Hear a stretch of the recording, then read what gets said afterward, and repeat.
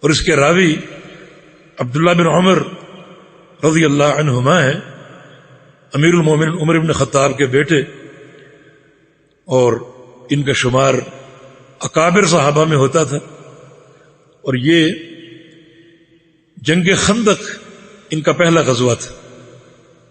جنگ بدر میں شریک نہیں ہوئے تھے، نہ جنگ احد میں۔ جنگ بدر میں بالکل بچے تھے، چھوٹے تھے۔ جنگ احد میں شرکت کے لیے گئے یہ اور برا بن عازب، مگر نبی علیہ السلام نے دونوں کو چھوٹا قرار دے کر واپس کر دی۔ صحیح بخاری کی حدیث ہے، استصغرت انا وعبداللہ یوم احد۔ یہ برا فرماتے ہیں کہ میں اور عبداللہ بن عمر ہم دونوں کو یوم احد چھوٹا قرار دیا گیا، واپس لوٹا دیا گیا۔ لیکن اگلے سال جنگ خندق ہوئی، اس وقت یہ بالغ ہو چکے تھے اور شریک ہوئے، تو ان کا پہلا غزوہ جنگ خندق ہے، اور اس کے بعد تمام غزوات میں شریک ہوئے، بیعت رضوان میں شریک ہوئے۔ اور ان کا جو ایک تمیز ہے وہ ہے متبع سنت ہونے کا، متبع سنت ہونے کا۔ جو سنت کی اتباع کا جذبہ ان کے اندر تھا، وہ اس کی مثال بہت کم ملتی۔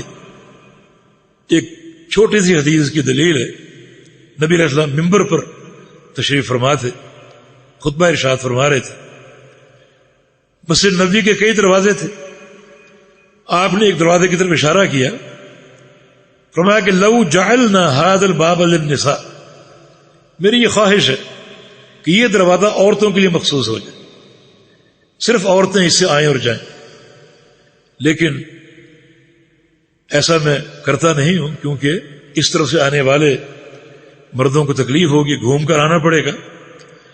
تو آپ نے صرف خواہش ذکر کی، اس خواہش کی تنفیذ نہیں کی، اس کو نافذ نہیں کیا، اس امر کو نافذ نہیں کیا، صرف خواہش کا اظہار کیا۔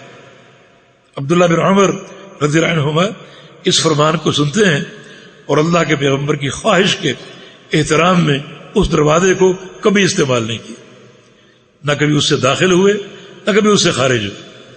تو یہ ان کا تقوی، حقیقی تقوی اتباع سنت کا نام ہے۔ تو ان کا جذبہ اتباع سنت کا۔